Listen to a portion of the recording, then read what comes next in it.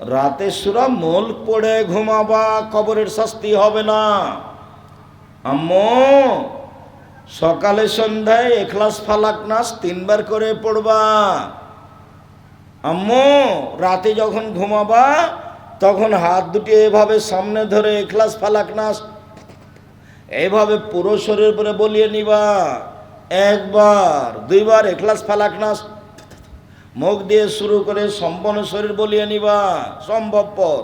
আর একবার ইখলাস ফালাক নাস মুখের উপর দিয়ে হাতটা এভাবে বলিয়ে নিবা। আম্মু শোনো, সূরা বাকারার শেষ 2 আয়াত যদি পড়ো তাহলে রাতে নিরাপদে থেকে যাওয়া, কেউ ক্ষতি করতে পারবে না। আর যদি আয়াতুল কুরসি পড়ো আম্মু তাহলে শয়তান গেছে। আর আম্মু যদি ফরজ সালাতের পরে আয়াতুল কুরসি পড়ো না তাহলে তুমি জান্নাতে চলে গেছো। আম্মু তো ঢোকনি কেন? মরনি, এই জন্য মরলেই যাওয়া। মুহাম্মদ সাল্লাল্লাহু আলাইহি ওয়াসাল্লাম এভাবে বলছেন, আমার স্ত্রী যেন আমার বোনদেরকে বিদ্যা শেখাতে পারে, সেই জন্য আমি কম বয়সের মেয়ে বিবাহ করিনি। 3 না তুরাজ্জলহুন্না, বলে তুরাজ্জলহুন্না, আমার স্ত্রী যেন আমার বোনদেরকে পরিপাটি করে রাখতে পারে, চুল আঁচড়ে সুন্দর করে ঝকঝকে করে রাখতে হবে, আমার বোনদের নখ কেটে রাখতে হবে, আমার বোনদের নখে এবং পায়ের নখে নেল আপনার মেহেদি দিয়ে সাজগোজ করে রাখতে হবে, নেল পালিশ দেওয়া হারাম, আমার বোনদেরকে ঝকঝকে করে চকচকে করে রাখবে, দাঁত পরিষ্কার করে রাখবে, তার নাম মা। 4 তাকুমা আলাইহিন্না, আমার বোনদের উপরে পাহারা দিবে। মা মানে পাহারাদার, বাপ মানে পাহারাদার। 3 চিলাই লন্ডন গেছে, বাপে আর বেটি ঢাকা বিশ্ববিদ্যালয়ে প্রেমের তাসবি টিপছে, বাপ নাকি পাহারাদার। মা মেয়েকে কলেজে পাঠিয়ে দিয়েছে, দিয়ে বিবাহের শ্বশুরের বাড়িতে গিয়ে বিহায়ের বাড়িতে গিয়ে গল্প জমাচ্ছে, তার নাম মা। মা হলো পাহারাদার। বুঝলাম না পাহারাদার কাকে বলে। 1 মিনিট, এই ছেলে, তোমাদের হাই স্কুলের হেডমাস্টার যদি জানতে পারে যে আমার স্কুলের পাহারাদার আজকে জাগেনি, ঘুমিয়েছিল, তোমার হেডমাস্টার তাকে পাহারাদার রাখবে না, বাতিল করে দিবে। দেখো তোমার হেডমাস্টারকে গিয়ে বলো একটা লোকের চাকরি উনি রাখবেন না, বাদ দিয়ে দিবেন। আর তোমার মা পাহারাদার, এই কথা আমি বলিনি, এ কথা মুহাম্মদ সাল্লাল্লাহু আলাইহি ওয়াসাল্লাম বলেছেন। দেখো তোমার মাই জানে না কাকে পাহারাদার বলে। এই ছেলে, তোমার মা জানে না শিষ্টাচার কি জিনিস, তোমার মা জানে না বিদ্যা কি জিনিস, তোমার মা জানে না পরিপাটি কি জিনিস, তোমার মা জানে না পাহারাদার কাকে বলে। এটা তোমার মা নয়, এটা তোমার সৎ মা, এটা তোমার মা নয়, এটা তোমার খালা। এরপরে বলছি তোমার মা এ কথাই ঠিক, এটা তোমার মা এ কথাই ঠিক, তোমার মা জিম্মেদারি পালন করেনি, তোমার মা তোমাদের পরিবারকে কবর দিয়েছে, তোমার মা তোমাদের পরিবারকে জাহান্নামে ঠেলে দিয়েছে। সাবধান থাকো। প্রসাব করাতে পারলেই মা হওয়া যায় না, বাচ্চাকে দুধ খাওয়াতে পারলেই মা হওয়া যায় না, নীতির নাম মা। পাগলিও বাচ্চা দুধ খাওয়াতে পারে, পাগলিও বাচ্চা প্রসাব করাতে পারে, কিন্তু পাগলির সামনে তার বাচ্চাটা ডান হাতে গিলাস ধরে পানি খাচ্ছে, তখন পাগলি বলতে পারে না, ছি ছি জি আম্মু আম্মু কি করেছো, ডান হাতে ধরাম্মো, ডান হাতে ধরাম্মো, শয়তান বাম হাতে খায়, এ কথা পাগলি বলতে পারে না। তোমার মাও যদি না বলে তাহলে তোমার মা পাগলি না পাগলির চেয়ে খারাপ? পাগলির চেয়ে খারাপ। তুমি আজকে বলে দেখো আপনি আম্মা না আমি আমাদের খালা, আপনি কোনটা আম্মা বলেন তো, আপনি কোনটা? কই আমার প্যান্টটা এখনো নিচে আছে, কই আপনি তো আমাকে কিছু বলেননি আম্মা। আর আমার মাথায় চুল, ছাতা চুল কাটা আছে, ছাতা ওই উপরে এখন পর্যন্ত চাঁচা আছে, ওর উপরে একটু চুল আছে, এটা কাবিরা গুনাহ, হারাম। আমার প্যান্টটা এখনো নিচে আছে, আমার দাড়ির চাঁচা আছে। আপনি তো রাত দিন দেখছেন আম্মা কোথায়, আপনি কি আমার খালা নাকি? আব্দুর রাজ্জাক সাহেব যেভাবে বলেছেন তাতে আপনি আর খালা। সম্মানিত দিনী ভাই বোন, বাড়ির পিছন দিকে 2-2.5 হাত গর্তের মধ্যে যেই কবর মাটি মানুষকে রাখা হয় সেটার নাম কবর নয়। সেটাই যদি কবর হয় তাহলে তাকে যাকে বাঘে খেলো তার কবর কোথায়? কবরস্থানে যেই কবরে মানুষকে রাখা হয় সেটাই যদি কবর হয় তাহলে যে আগুনে জ্বলে গেল তার কবর কোথায়? মানুষ যেই কবরে মানুষকে রাখছে সেটাই যদি কবর হয়, তাহলে যে পানিতে ডুবে হারিয়ে গেল তার কবর কোথায়? কবর এটা নয়। মরার পর থেকে নিয়ে বিচারের দিন পর্যন্ত এই দীর্ঘ সময়ের নাম কবর। সেটা মাটির নিচে হোক, বাঘের পেটে হোক, পানির ভিতরে হোক, জ্বলে যাক, যেখানেই হোক না কেন। সম্মানিত দিনী ভাই বোন, কবরে যদি মানুষ উত্তর দিতে না পারে, তাহলে ফেরেশতা মারবেন। যে ফেরেশতা মারেন চোখে দেখেন না, যে ফেরেশতা মারেন কানে শোনেন না, কানে বধির, চোখে অন্ধ, কোথায় মারছে তার জানা নাই, কত জোরে লোকটা চিল্লাচ্ছে সে বুঝতে পারে না। আল্লাহর নবী বলছেন ইয়াসিহু সাইহাতান, সে বাপ প্রিয় মারে করে চিল্লায়, ইয়াসমা মা বাইনাল মাশরিক ওয়াল মাগরিব, সারা পৃথিবীতে যত জীবজন্তু কীট পতঙ্গ পদার্থ জড় পদার্থ আছে সেও শুনতে পায় তার এই কবরের চিৎকার, কিন্তু মানুষ এবং জিন শুনতে পায় না। কি দিয়ে আপনাকে আমি বুঝাই কত জোরে মারে? আল্লাহর নবী বলছেন মারাই তো মানজারান কাত্তাল কাবর আবজামিন হোক, আমার জীবনে আমি দেখিনি কোনো দৃশ্য যেটা কবরের চেয়ে আশ্চর্য হতে পারে। আমি মুহাম্মদ সাল্লাল্লাহু আলাইহি সাল্লাম জাতির উদ্দেশ্যে বলে যাচ্ছি, পৃথিবীর মানুষ শুনে রেখো, আমার জীবনে সবচেয়ে আশ্চর্য জায়গা হলো কবর। কবরের চেয়ে আমি আশ্চর্য জায়গা কোনোদিন দেখিনি। আল্লাহর নবী কবরের শাস্তির থেকে বাঁচার কথা না বলে কোনোদিন তিনি সলাতে সালাম ফিরেননি। সম্মানিত দিনী ভাই বোন, কবরের শাস্তি বড় ভয়াবহ। কবরের শাস্তি স্বপ্নের মতো।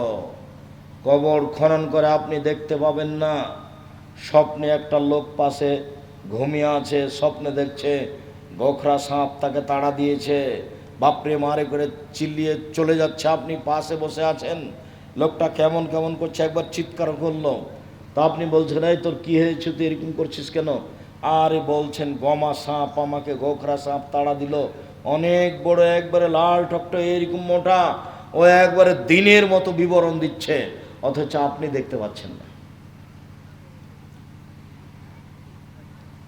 ওই যে মক্কার জনক ইমাম বাড়ি থেকে বেরিয়ে, মসজিদ থেকে বেরিয়ে একটা কবর খনন করে দেখলো একটা সাপ লাশকে ধরে আছে, এটা নগদ মিথ্যা কথা। কবরের শাস্তি কেউ দেখতে পারে না। কবরের শাস্তি মানুষের আয়ত্তের বাইরে। দিন রাত আল্লাহর নবী কবরের শাস্তি থেকে বাঁচতে চাইতেন। কবর যত কঠিন, কিয়ামত তার চেয়ে অনেক বেশি কঠিন। কিয়ামত যত কঠিন, জাহান্নাম তার চেয়ে অনেক অনেক অনেক বেশি কঠিন। মহান আল্লাহ বলেন আল কারিয়া, মহা দুর্ঘটনা। ওমাদ রাকাম আল কারিয়া, মুহাম্মদ সাল্লাল্লাহু আলাইহি সাল্লাম আপনি বলতে পারেন মহা দুর্ঘটনা কি? আমি বলি ওমাদ রাকাম আল কারিয়া, আপনি কি বলতে পারেন মহা দুর্ঘটনা কি? ইয়াউমা ইয়াকুনুন নাসু কাল ফারাসিল মাবসুস, কিয়ামত হচ্ছে যেদিন মানুষ হয়ে যাবে কীট পতঙ্গের নেই। এই যে যে যে যে যেগুলো দেখছেন, এর কোনো বুদ্ধি বিবেক নাই, আগুনের বয়সে জ্বলে যাচ্ছে, মানুষ এরকম হয়ে যাবে। অতাকুনুল জিবালু কালহিল মানফুস, পাহাড়গুলি হয়ে যাবে ধ্বনিত তুলার নেই, ধুলা হয়ে উঠবে। হিমালয় পাহাড়, তুর পাহাড়, গ্যান্ডিং হাইল্যান্ড পাহাড়, যত পৃথিবীতে বড় বড় পাহাড় আছে দার্জিলিংয়ের, সব পাহাড়গুলি ধয়ে যাবে। রৌদ্র যখন থাকে তখন জ্বালানা খুলে দিলে জ্বালানার ছাটাটা আলোটা ভিতরে ঢুকলে দেখতে পান ধূলিকণা, ওটাই কিন্তু বন্ধ করে দেন, দেখতে পাবেন না। আমি কথা বুঝাতে পারিনি, বুঝতে পারলেন কি? হাবা মুম্বাসা, পাহাড়গুলি হয়ে যাবে এরকম ধূলিকণার নাই, তার নাম কিয়ামত। ইযা যুলজিলাতিল আরযু জিলজালাহা, যেদিন পৃথিবীকে থরথর করে কাঁপিয়ে তোলা হবে। ওয়া আখরাজাতিল আরযু আসকালাহা, যেদিন পৃথিবী তার ভিতরের পাথর লোহা বড় বড় সব বের করে দিবে। ওয়াকালাতাল ইনসানু মা লাহা, মানুষেরা বলবে পৃথিবীর কি হলো, সব কিছু বের করে দিচ্ছে কেন? ইয়াউমাইজিন তুহাদ্দিসু আখবারাহা, যেদিন মাটির উপরে যা কিছু ঘটেছে সব টপ টপ টপ টপ করে বলে দিবে। কোন অফিসে বসে কে সুদের অঙ্ক কষেছে, মাটি সব ছবি সহ ধরে রেখেছে, কে কখন ভাবির গায়ে হাত লাগিয়েছে, বান্ধবীর গায়ে হাত লাগিয়েছে, কোন অবস্থায় গায়ে হাত লাগিয়েছে, জেনা করেছে, ওইভাবে একবারে ছবি ধরে রেখেছে। বিচারের মাঠে এগুলো পেশ করা হবে। বিচারের মাঠে মাটি টপ টপ করে বলে দিবে। অবাক আশ্চর্য ধরনের অত্যাধুনিক যন্ত্র হলো মাটি। আল্লাহর নবী বলছেন, ফাত্তাকুদ্দুনিয়া ওয়াত্তাকুন নিসা, পৃথিবীর মানুষ শুনে রাখো, আমি বলছি তোমরা মহিলা থেকে বেঁচে থাকো। পৃথিবীর মানুষ, আমি বলছি তোমরা পৃথিবী থেকে বেঁচে থাকো। পৃথিবী অত্যাধুনিক যন্ত্র তোমাদের কাজকর্ম সব ধরে রেখেছে, ছবি সহ। একদিন তোমাকে বিচারের মাঠে অপমান করে দিবে। শোনো পৃথিবীর মানুষ, শুনে রেখো, 4টা পদ্ধতিতে মানুষকে অপরাধী প্রমাণ করা হবে। 1, মাটি তার সব কর্ম বলে দিবে। 2, তার হাতে একটা খাতা দেওয়া হবে আরবিতে, আরবি ভাষাও পড়তে পারবে, বুঝতে পারবে। বলবে, মালে হাদাল কিতাব লা ইগাদিরু সাগীরাতান ওয়ালা কাবীরা, কি আশ্চর্যের খাতা, জীবনের বড় কথা লেখা আছে, ছোট কথা লেখা আছে। সে নিজেই পড়বে আর বলবে। আল্লাহ বলছেন, আল ইয়াওমা নাখতিমু আলা আফওয়াহিম, মুখ বিচারের মাঠে সেলাই করে দেওয়া হবে, মুখে কোনো কথা হবে না। হাত টপ টপ টপ টপ করে সব কর্ম বলে দিবে। হাত আপনার উল্টা, যে হাত দিয়ে আপনি আরেকজন মহিলার গায়ে হাত লাগিয়েছেন, এ হাত কথা বলবে। কথা বলা শেষ হলে পায়ে বলবে, হাত তুমি ঠিক বলেছ। মিসকালা যারাতিন খায়রা ইয়ারা মিসকালা যারাতিন শাররা ইয়ারা, যত কর্ম করেছেন টিভির পর্দার মতো সব টপ টপ টপ টপ করে ধীরে ধীরে চলে আসবে, সব দেখতে পাবেন পুরো জীবনের কর্ম। সম্মানিত দিনী ভাই বোন, এই 4টা পদ্ধতিতে মানুষকে বিচার মাঠে অপরাধী প্রমাণ করা হবে। কবর যত কঠিন, কিয়ামত তার চেয়ে অনেক বেশি কঠিন। কিয়ামত যত কঠিন, জাহান্নাম তার চেয়ে অনেক অনেক অনেক বেশি কঠিন। সম্মানিত দিনী ভাই বোন, কিয়ামতের বিবরণে অত্র আয়াতের সাথে সম্পৃক্ত একটি হাদিস। আদি ইবনে হাতেম রাদিয়াল্লাহু তাআলা আনহু বলেন, রাসূল সাল্লাল্লাহু আলাইহি সাল্লাম বলেছেন, মা মিনকুম আহাদুন ইল্লা সাইকাল্লিমুহু রাব্বুহু ইয়াউমাল কিয়ামা, তোমাদের প্রত্যেকের সাথে আল্লাহ বিচারের মাঠে কথা বলবেন মুখামুখি। লাইসা বাইনাহু ওয়া বাইনাহু তারজুমান ওয়ালা হিজাবুন ইয়াহজুবুহু, দুইজনের মধ্যে কোনো অন্তরাল থাকবে না। তুমি ওইদিকে, আল্লাহ এদিকে, এরকম কোনো অন্তরাল থাকবে না। অন্তরাল ছাড়াই মুখামুখি আল্লাহ জিজ্ঞাসা করবেন। দুইজনের মধ্যে কোনো দোভাষী থাকবে না। আল্লাহ যা বলবেন আপনি তা বুঝবেন, আপনি যা বলবেন আল্লাহ তা বুঝবেন। এরকম সময় যখন কথা শুরু হবে, ফায়ানজুর আইমানা মিনহু, তখন লোকটি তার ডান দিকে লক্ষ্য করবে। ফায়ারা মা কাদ্দামা মিন আমালিহি, পুরো জীবনের সব কর্ম দেখতে পাবে। এই যে জেনা, এই যে সুদের পাপ, এই যে দোকানে বসে আড্ডা পিটাচ্ছিলাম সেই পাপ। ফায়ানজুর আসমা মিনহু, তারপর বাম দিকে লক্ষ্য করবে। ফায়ারা মা কাদ্দামা মিন আমালিহি, পুরো জীবনের সব কর্ম দেখতে পাবে। যা দেখলো ডানে তাই দেখবে বামে। তারপর সামনের দিকে লক্ষ্য করবে, সামনে হলো জাহান্নাম। তখন আল্লাহর নবী বললেন, পৃথিবীর মানুষ, ফাত্তাকুন নারা ওয়ালা বিশিক্কি তামারাতিন, অল্প থেকে অল্প দান করে হলো জাহান্নাম থেকে বাঁচো। সালাত আদায় করে জান্নাত পাওয়া যায়, জান্নাত কিনা যায় না। সিয়াম পালন করে জান্নাত পাওয়া যায়, জান্নাত কিনা যায় না। হজ করে জান্নাত পাওয়া যায়, জান্নাত কিনা যায় না। দান করে জান্নাত কিনা যায়। বিচারের মাঠে আল্লাহকে বলবো, জান্নাত আমি কিনে নিয়েছি, আমারটা দেন। বলে কিভাবে? আমি টাকা দিয়ে কিনে নিয়েছি, ওটা তো আমার কিনা জিনিস, আমার জানা নাই। করেন, টাকা পয়সা খরচ করে করেন। নওগাঁ জেলার লোক বসে আছেন কেন? নইলে জামিয়া সালাফিয়ায় যান, 10 টাকা দিয়ে আসেন। এই দেশের শিরক মুক্ত প্রতিষ্ঠান জামিয়া সালাফিয়া, এদেশের বিদআত মুক্ত প্রতিষ্ঠান জামিয়া সালাফিয়া, এদেশের দল মুক্ত প্রতিষ্ঠান জামিয়া সালাফিয়া, এদেশের সংগঠন মুক্ত প্রতিষ্ঠান জামিয়া সালাফিয়া, এই দেশের হিংসা মুক্ত প্রতিষ্ঠান জামিয়া সালাফিয়া, এদেশের ছেলে মেয়েকে উন্নত মানের বাংলা, ইংরেজি, আরবি শিখিয়ে দেওয়ার ব্যতিক্রম প্রতিষ্ঠান জামিয়া সালাফিয়া, যেখানে দেশ বিদেশের শিক্ষক অবস্থান করেন। আপনার বাড়ির পাশে যেটা আছে জামিয়া সালাফিয়া ডাঙ্গিপাড়া পাওয়া রাজশাহী, এটা 20 বিঘা জমির উপরে। এখানে একটা মসজিদ হয়েছে, 4 তলার কাজ চলছে, 90% জমির উপরে, যার একতলায় 3000 মানুষ সালাত আদায় করতে পারে। এখানে একটা একাডেমিক ভবন তৈরি হয়েছে, 3000 ছাত্র একসাথে ওখানে ক্লাস করতে পারে। আর আপনার যেটা জামিয়া সালাফিয়া রূপগঞ্জ, নারায়ণগঞ্জ, ঢাকা, এইটা 51 বিঘা জমির উপরে। যেদিকে মেয়েরা অংশ আছে, মেয়েদের অংশ প্রায় 20 বিঘা হবে, বাকি ছেলেদের অংশ আছে। এইখানে একটা মসজিদের কাজ আরম্ভ হয়েছে 200 শতক জমির উপরে। ভারত, বাংলাদেশ, পাকিস্তানের আহলে হাদিসের সঠিক আকীদার সবচেয়ে বড় মসজিদ, যার একতলায় 10,000 মানুষ সালাত আদায় করতে পারবে। কাজ আরম্ভ হয়েছে 200 শতক জমির উপরে। জামিয়া সালাফিয়া তেঘরা, বিরল, দিনাজপুর হাই রাস্তার সাথে লাগা প্রায় 20 বিঘা জমির উপরে। যদি নওগাঁ জেলায় এরকম কোনো 10টা টাকা দেওয়ার মতো প্রতিষ্ঠান না থাকে, তাহলে বাড়ির পাশে জামিয়া সালাফিয়া ডাঙ্গিপাড়ায় দিয়ে আসেন, না হলে রূপগঞ্জ, নারায়ণগঞ্জে দিয়ে আসেন।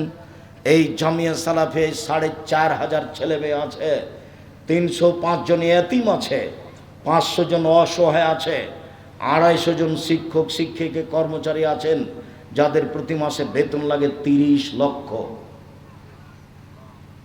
কিভাবে চলে সেটা আমি জানি না, নওগাঁ জেলার লোক দেয়, সেই জন্য চলে। কি বলেন আব্দুর রাজাক সাহেব, আমরা একদিন 10 টাকাও দিইনি।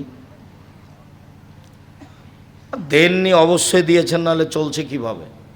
জামিয়া সালাফিয়া কোনো বিদেশি সংস্থাই চলে না, জামিয়া সালাফিয়া কোনো ব্যক্তিগত মানুষের সহযোগিতাই চলে না, জামিয়া সালাফিয়া আপনাদের মতো সাধারণ মানুষের সহযোগিতাই চলে। যদি নওগাঁয় আপনার এরকম কোনো প্রতিষ্ঠান না থাকে জাহান্নাম থেকে বাঁচার, জামিয়া সালাফিয়া দিয়ে আসেন। সামনে বৃহস্পতিবার, শুক্রবার জামিয়া সালাফিয়া রূপগঞ্জ, নারায়ণগঞ্জ সম্মেলন হতে যাচ্ছে। প্রতিষ্ঠান দেখে আসা হবে, মসজিদের কাজ দেখে আসা হবে। আপনি আমার দিনী ভাই হিসাবে রূপগঞ্জ জামিয়া সালাফিয়ার সামনে বৃহস্পতিবার, সোমবার দেশ বিদেশের সর্বোচ্চ শিক্ষিত মানুষ বিষয়ভিত্তিক বক্তব্য দিবেন। সেখানে কোনো বদনাম গীবাত হবে না, কোনো দলের কথা হবে না। দল মুক্ত প্রতিষ্ঠান জামিয়া সালাফিয়া, সংগঠন মুক্ত প্রতিষ্ঠান জামিয়া সালাফিয়া, হিংসা মুক্ত প্রতিষ্ঠান জামিয়া সালাফিয়া, শিরক মুক্ত প্রতিষ্ঠান জামিয়া সালাফিয়া, বিদআত মুক্ত প্রতিষ্ঠান জামিয়া সালাফিয়া। ছেলে মেয়েকে বাংলা, ইংরেজি, আরবি উন্নত মানের শিক্ষা দেওয়ার মাধ্যম জামিয়া সালাফিয়া। আমার মনে বড় সাধ, আমি এই দেশের মাটিতে উন্নত মানের প্রতিষ্ঠান করে ছেলে মেয়েকে বাংলা, ইংরেজি, আরবি উন্নত মানের শিক্ষা দিয়ে জাতির অন্যায়ের বিরুদ্ধে লড়বো। মুখে কলমে মিডিয়াই লড়বো ইনশাল্লাহ, আজ হোক আর কাল হোক। আমি মুখে লড়ে যাচ্ছি, কলম আমার পাশে আছে, মিডিয়া আমার সামনে আছে। 32 বছর আমি জাতিকে ফাঁকি দিনি। জাতির যদি রাস্তাঘাট করে দিতে না পারি, জাতির যদি স্কুল কলেজ করে দিতে না পারি, জাতিকে চূড়ান্ত সঠিক ধর্ম দিতে পারবো ইনশাআল্লাহ। ধর্মের ব্যাপারে জাতিকে ফাঁকি দিয়ে আমি আব্দুর রাজ্জাক বিন ইউসুফ পরকাল হারাতে রাজি নই। আপনাদের জানের প্রতিষ্ঠান জামিয়া সালাফিয়া, আমার মনে বড় সাধ, এদেশের প্রত্যেকটা বড় জেলায় জামিয়া সালাফিয়া তৈরি করে জাতির অন্যায়ের বিরুদ্ধে লড়বো ইনশাআল্লাহ, আজ হোক আর কাল হোক। বাস্তব চলছে, আপনাকে আমি আরো বাস্তব দেখাবো ইনশাআল্লাহ। বলছিলাম সম্মানিত দিনী ভাই বোন, কিয়ামতের মাঠ বড় ভয়াবহ মাঠ। রাসূল সাল্লাল্লাহু আলাইহি সাল্লাম বলছেন, তুদনা শামসু ইয়াউমাল কিয়ামা, সূর্যকে সেদিন মানুষের মাথার উপরে করে দেওয়া হবে। কামেকদারে মাইলিন, 1 মাইল উপরে থাকবে। অর্ধ হাত যেটা শুনেছেন সেটা মিথ্যা কথা। তখন মানুষের শরীর থেকে ঘাম বের হবে। আল্লাহ রাসূল বলছেন, মিনহুম মা ইয়াকুনু ইলা কাবাইহি, কারো কারো পায়ের ঘাম হবে টাকনু পর্যন্ত, কারো কারো ঘাম হবে হাঁটু পর্যন্ত, কারো কারো ঘাম হবে কোমর পর্যন্ত, কারো কারো ঘাম হবে নাক পর্যন্ত। এর নাম কিয়ামতের মাঠ। এলকা ইব্রাহিম আবাহু আজার, বিচার মাঠে ইব্রাহিম আলাইহিস সালাম তার বাপ আজরের সাথে সাক্ষাৎ করবেন। ওয়ালাওয়াজে আজার কাবরাতুন গাবারা, ওই সময় আজরের মুখখান থাকবে মলিন। ইব্রাহিম আলাইহিস সালাম বলবেন, আপনাকে আমি বলিনি আপনি আমার নাফরমানি করিয়েন না। আব্বা, আপনাকে আমি বলিনি আপনি আমার নাফরমানি করিয়েন না। তখন বাপে বলবে, আলিয়াউমাল আসিকা, বেটা আজ তোমার নাফরমানি করব না, আজ যাই বলবে তাই মেনে নিব। বিচার মাঠে কিছু বলার থাকবে না। বাপের এইটুকু কথা শুনে আল্লাহকে বলবে, আল্লাহুম্মা ইন্নাকা ওয়াদানি আল্লাহ তুখজিনি তুখজিয়ানি ইয়াউমা ইউবাসুন। ইব্রাহিম, তোমাকে আমি বিচারের মাঠে অপমান করব না। আজ আমার বাপ জাহান্নামে যাবে, আমি জান্নাতে যাব, এর চেয়ে বড় অপমান কি হতে পারে? তুমি আমার সাথে ওয়াদা করেছো ইব্রাহিম, তোমাকে আমি বিচারের মাঠে অপমান করব না। আজকে আমার বাপ জাহান্নামে যাবে, আমি জান্নাতে যাব, এর চেয়ে বড় অপমান কি হতে পারে? তখন আল্লাহ বলবেন, ইব্রাহিম ইন্নী হারামতুল জান্নাত আলাল কাফিরিনা, যারা আমাকে মানেনি, আমার নবী ইব্রাহিমকে মানেনি, তারা কাফের, আমি তাদেরকে জান্নাতে দেব না। ইব্রাহিম আলাইহিস সালাম তার বাপকে জান্নাতে নিয়ে যেতে পারবেন না, ইব্রাহিম আলাইহিস সালামের বাপ জাহান্নামে যাবে। আব্দুর রাজ্জাক সাহেব বলেছেন যে মুহাম্মদ সাল্লাল্লাহু আলাইহি সাল্লামের বাপ মা জাহান্নামে যাবে। তখন হুজুর এমন খেপে গেছেন, একেবারে তেলে বেগুনে জ্বলে গেছে। যাক, জাহান্নাম জান্নাত যাই হোক, 1 মিনিট, এইটা বুখারী মুসলিমের হাদিস। বিচারের মাঠে ইব্রাহিম আলাইহিস সালাম তার বাপের কিছুই করতে পারবেন না। মানুষ হিসেবে দ্বিতীয় মহামানব ইব্রাহিম আলাইহিস সালাম, সময়ে সময়ে মুহাম্মদ সাল্লাল্লাহু আলাইহি সাল্লামের চেয়ে ইব্রাহিম আলাইহিস সালাম অনেক দামি। যখন সপ্তম আকাশের উপরে আমাদের নবী গেলেন জিবরাইলের সাথে, তখন জিবরাইল আমাদের নবীকে বললেন, ও ইব্রাহিম, হো আবুকা ফাসাল্লাম আলাইহি, ইনি হচ্ছেন ইব্রাহিম, ইনি আপনার বাপ, আপনি তাকে সালাম দেন। আমাদের নবী একটু আগিয়ে গেলেন, আগিয়ে গিয়ে বলছেন, আব্বা আসসালামু আলাইকুম, আব্বা আপনাকে সালাম। তখন ইব্রাহিম আলাইহিস সালাম বলছেন, ওয়া আলাইকুম সালাম ইবনি সলিহ নবী সলি, ও আমার সৎ ছেলে, ও আমার সৎ নবী, তোমাকেও সালাম। সম্মানিত দিনী ভাই বোন, ইব্রাহিম আলাইহিস সালাম তার পিতাকে বিচারের মাঠে জান্নাতে নিয়ে যেতে পারবেন না। বিচারের মাঠ বড় জটিল। আপনাকে দেখাচ্ছিলাম, বিচারের মাঠে কেউ কারোর সাথে কথা বলতে পারবে না, কেউ বিচারের মাঠ থেকে অনুপস্থিত থাকতে পারবে না। ইদা শামসু কুব্বিরাত, যেদিন সূর্যকে আলোহীন করে দেওয়া হবে, ওয়াইজান নজুমুন কাদারাত, যেদিন তারকাগুলি খুলে খুলে নিচে পড়বে, ওয়াইদাল জিবালু সুয়িরাত, যেদিন পাহাড়গুলিকে চলমান করে দেওয়া হবে ধূলিকণা করে, ওয়াইদাল ইশার উত্তেলাত, যেদিন 10 মাসের পেট পূর্ণ উটনিকে ছেড়ে দেওয়া হবে, মানে মানুষ ব্যবসা বাণিজ্য ছেড়ে পালিয়ে যাবে। ওয়াইদাল ইশার উত্তেলাত। সম্মানিত দিনী ভাই বোন, এজাস সামাউন ফাতারাত, যেদিন আকাশ ফেটে চৌচির হয়ে যাবে। ওয়াইদাল কাওয়াকিবুন তাসারাত, যেদিন তারকাগুলি খুলে খুলে বিক্ষিপ্ত হয়ে পড়বে। ওয়াইদাল কুবুর বুসিরাত, যেদিন কবরগুলিকে খুলে দেওয়া হবে, মানুষ কবর থেকে উঠে ছুটে দৌড়াবে। কিয়ামতের মাঠের একটা অবস্থা আল্লাহ রাসূল উল্লেখ করেন, কাইফা নাম, দুনিয়াতে আমি কিভাবে আনন্দে ফুর্তিতে থাকি। যেদিন আল্লাহ ইসরাফিলকে সৃষ্টি করেছেন, সেদিন তার মুখে একটা বাঁশি দিয়ে রেডি করেছেন।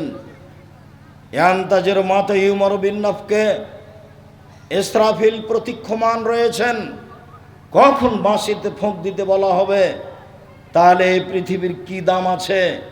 পৃথিবী ধ্বংস করার জন্য একটা ফেরেশতা বাঁশি মুখে দিয়ে আছেন। পৃথিবীর জন্মের দিন তার মুখে বাঁশিটা দিয়ে দেওয়া হয়েছে, তাকে বলা হয়েছে তুমি প্রস্তুত থাকো, যখন আমি বলবো ফোঁক দাও তখনই তুমি ফোঁক দিবে। আমরা যুগ যুগ থেকে পৃথিবীতে বসবাস করছি, কিছু বুঝতে পারছি না। পৃথিবীটাকে ভেঙে দেওয়ার জন্য পৃথিবীর জন্মের দিন ফেরেশতার মুখে দিয়ে দেওয়া হয়েছে বাঁশি। কবর যেমন কঠিন, কিয়ামত তার চেয়ে অনেক বেশি কঠিন। কিয়ামত যত কঠিন, জাহান্নাম তার চেয়ে অনেক অনেক অনেক বেশি কঠিন। আপনাকে আমি কি দিয়ে বুঝাই কিয়ামত কত কঠিন, জাহান্নাম কত কঠিন।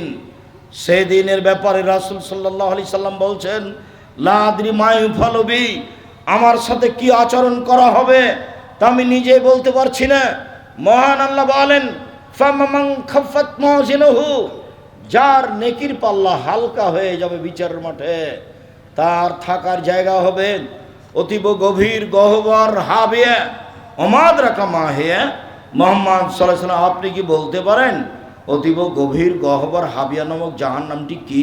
আমি বলি নারুন হামিয়া, তা হচ্ছে জ্বলন্ত উত্তপ্ত আগুন। জাহান্নাম বলতে আগুন। যেদিন বিচারের মাঠে মানুষের পাপ নেকি উঠলে ওজন হবে। শোনেন, হিন্দুদের পাপ নেকি ওজন হবে না কেন বলেন তো? নেকি নাই, সেজন্য। এক পাল্লাতে তো নেকি দিতে হবে আর এক পাল্লাতে পাপ দিতে হবে, তাহলে তো ওজন হবে। তো নেকি নাই তো ওজন হবে কি দিয়ে? ইহুদিদের পাপ নেকি ওজন হবে না, খ্রিস্টানদের পাপ নাকি ওজন হবে না। ফালা নকিম আলাহুম ইয়াউমাল কিয়ামাতি ওজনা, ওদের পাপ নাকি বিচারের মাঠে ওজন হবে না। ওদের কপাল এবং পা একসাথে ধরে জড়িয়ে জাহান্নামে নিক্ষেপ করা হবে। এই কথা আল্লাহ তাআলা বলেন। আমি আপনাকে বিচারের মাঠ বুঝাতে খুব কষ্ট পাচ্ছি। কি দিয়ে বুঝাই?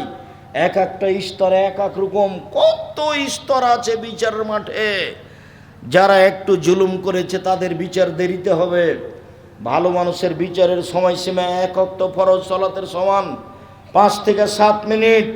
কেউ যদি একটা রিক্সাওয়ালাকে 20টা টাকা দিয়ে ধমকে বিদায় করে দিয়ে থাকে, ও জালেম, তার বিচার পরে হবে। কেউ যদি জোর করে জমি দখল করে থাকে তাহলে তার বিচার পরে হবে। কেউ যদি যাকাত না দেয়, ওসর না দেয়, তাহলে ফকিরের টাকা মেরে খেয়েছে, ওর বিচার পরে হবে। যদি 1 দিন দেরি হয় তাহলে 50,000 বছর, আর যদি 3 দিন দেরি হয় 1.5 লক্ষ বছর। জনাব, এবার আপনাকে একটু বলে, এই ছেলে বসো, তুমি আমাকে ব্যস্ততা দেখাচ্ছ। আমি তো ঢাকা ফিরে যাব, গাড়িতে ক্লাস নেব ইনশাআল্লাহ। তুমি আমাকে কি ব্যস্ততা দেখাচ্ছ? তুমি কি মনে করছো আমি আব্দুর রাজ্জাক বিন ইউসুফ তাফসির মাহফিল করতে এসেছি? কিসসা কাহিনী বলবার আপনি বাদাম খাবেন? 1 মিনিট আপনি 19-20 হতে পাবেন না।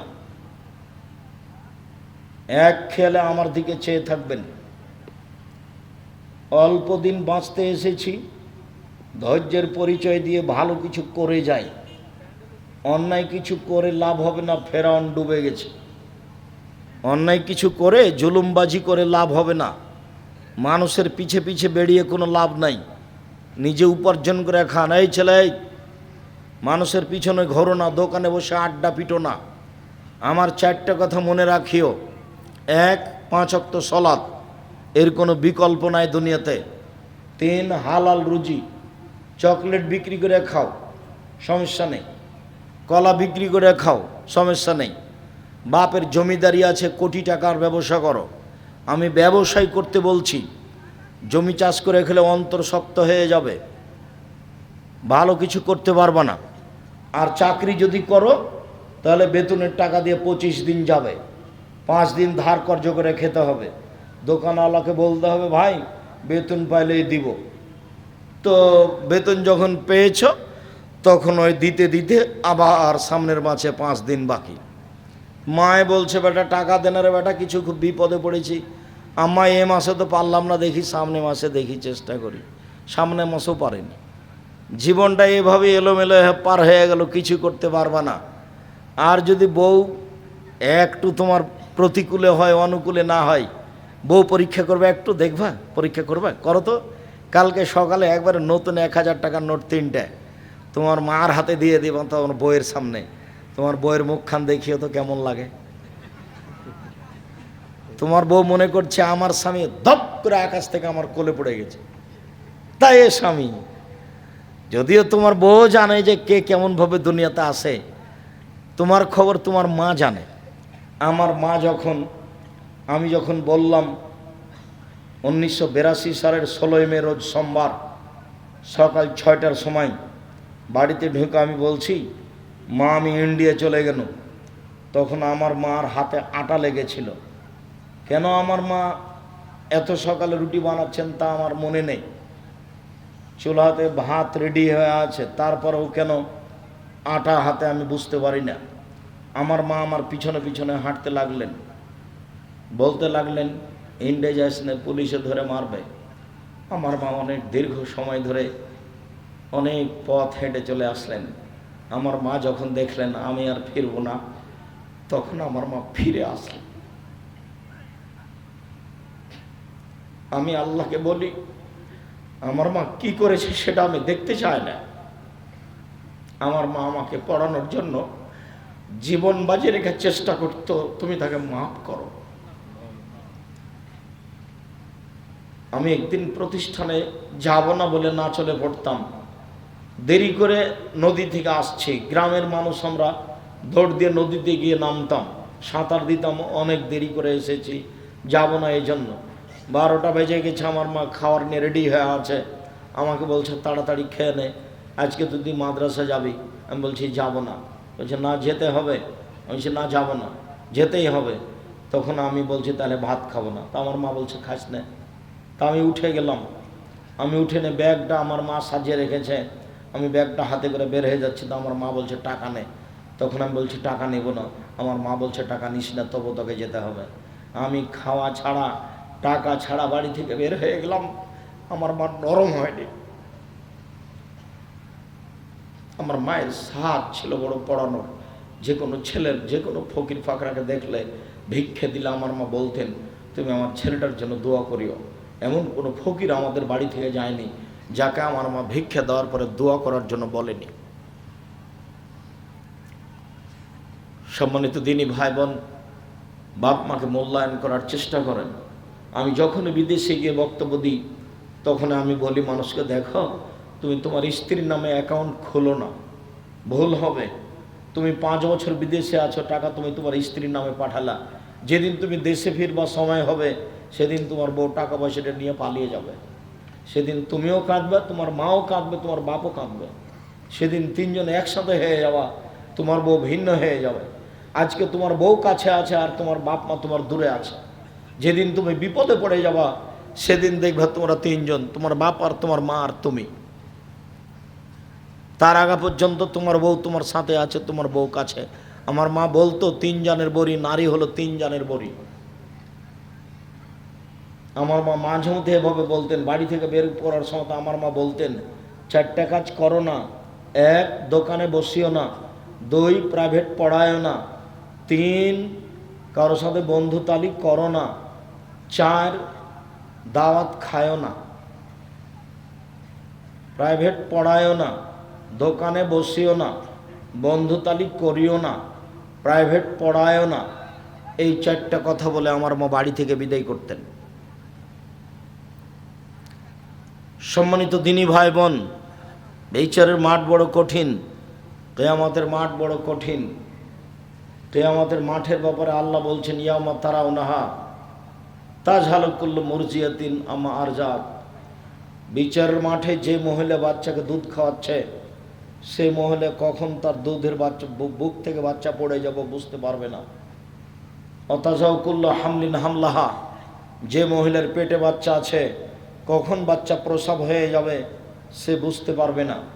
অতারা নাসা শোকারা, আপনি দেখবেন মানুষকে মনে হচ্ছে যেন মদ খেয়েছে, মাতাল হয়ে বিচার মাঠে ঘুরে বেড়াচ্ছে। আসলেও মাতাল হয়নি। ওয়ালাকিন্না আযাব আল্লাহি শাদীদ, বিচার মাঠের শাস্তি খুব কঠিন। এই জন্য মানুষকে দেখা হবে মানুষের বুদ্ধি টুদ্ধি নেই। আল্লাহ রাসূল বলছেন ইহশারুন নাসু ইয়াউমাল কিয়ামা হুফাতান ওরাতান গোরলা।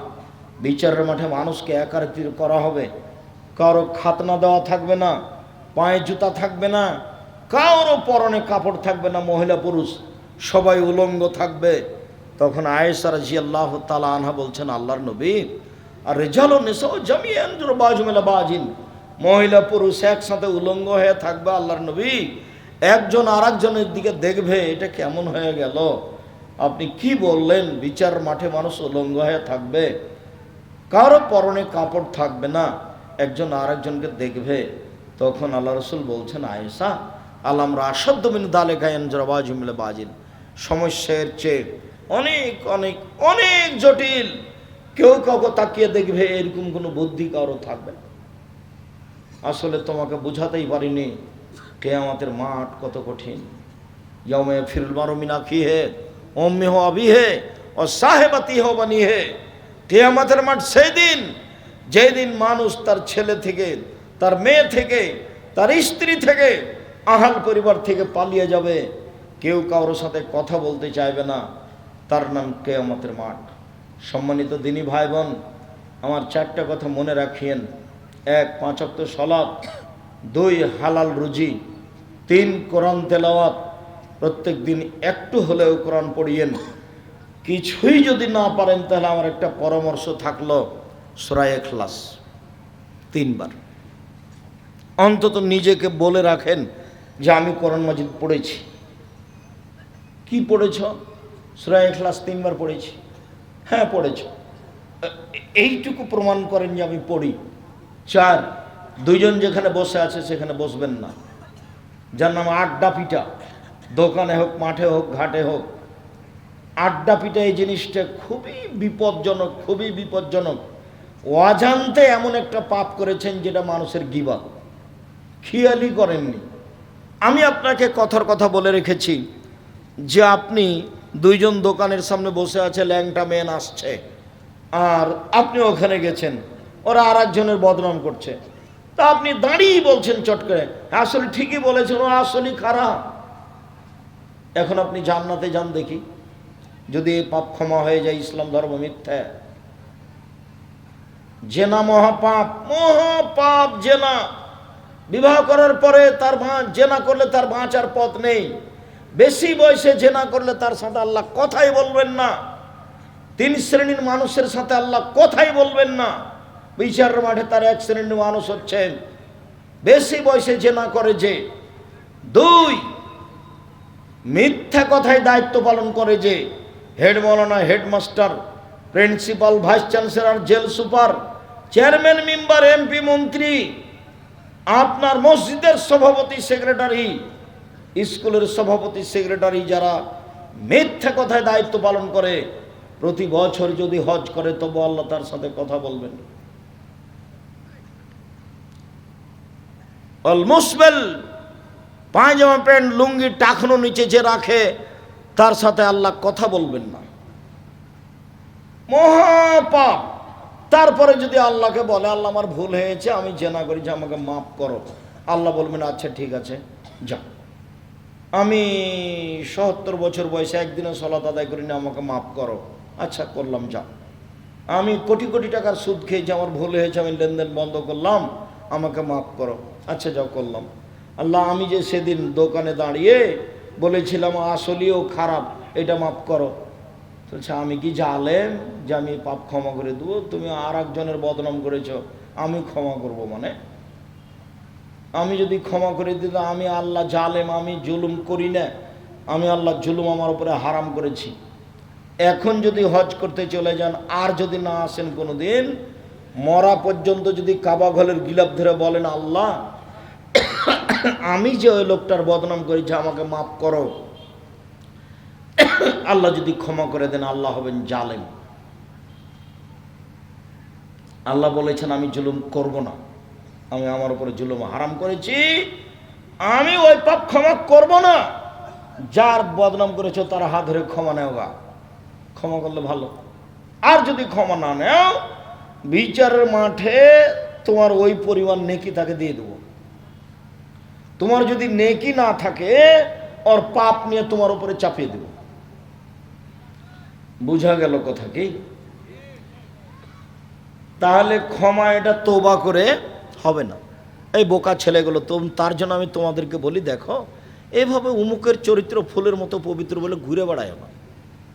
দল সংগঠন করলেই আর একজনের কি করা লাগবে? বদনাম লাগবে, গীবত করা লাগবে। এমন কোনো বেটা দল সংগঠন করে বদনাম করে না, আমি তোমার মরা পর্যন্ত সময় দিলাম, তুমি বের করবা। তোমার কথাই বলছি, তুমি নিজেকে প্রমাণ করতে পারবে না, খুব কঠিন জিনিস। তুমি ওর সাথে গেছো মানে তোমাকে তো বদনাম করা লাগবেই। চাঁপাই নবাজের ভাষায় তো তোমার বাপকে বদনাম করা লাগবে। তুমি তো করবে, তোমার বাপও করবে। যার জন্য বলেছি হালাল রুজি উপার্জন করেন, মানুষের বাড়িতে কাজ করে হোক, মানুষের বাড়িতে কাজ করে বসবাস করব, জীবিকা নির্বাহ গৌরবে জীবিকা নির্বাহ করব, কারো অধীনে থাকতে রাজি নই, কারো পিছনে পিছনে ঘুরতে রাজি নই।